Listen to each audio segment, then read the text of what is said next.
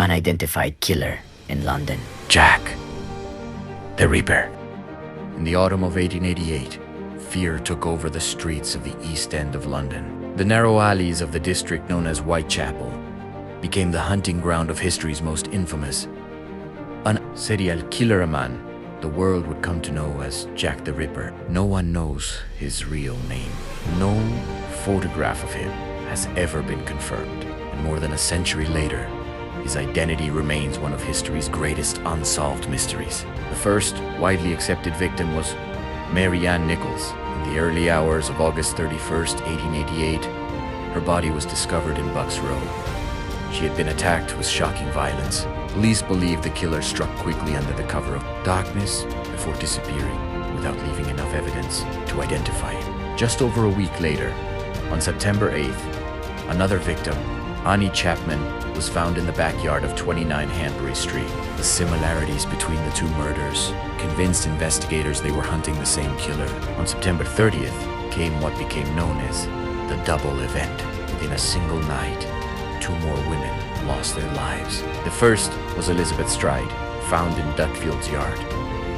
Many investigators believe the killer had been interrupted before carrying out the same level of violence seen in earlier attacks. Less than an hour later, the body of Catherine Needles was discovered in Mitre Square, suggesting the killer had found another victim almost immediately after leaving the first scene. The final victim, generally accepted by historians, was Mary Jane Kelly. On November 9th, she was found inside her room at Miller's Court. Her murder was the most brutal of all, shocking even experienced police officers, but who gave the killer the name Jack the Ripper. In September 1888, London's Central News Agency received a letter signed Jack the Ripper. The writer mocked the police and claimed responsibility for the murders. Newspapers published the letter, and the name spread around the world. To this day, historians debate whether the letter was truly written by the killer or by someone seeking publicity. Regardless of who wrote it, the nickname remained forever.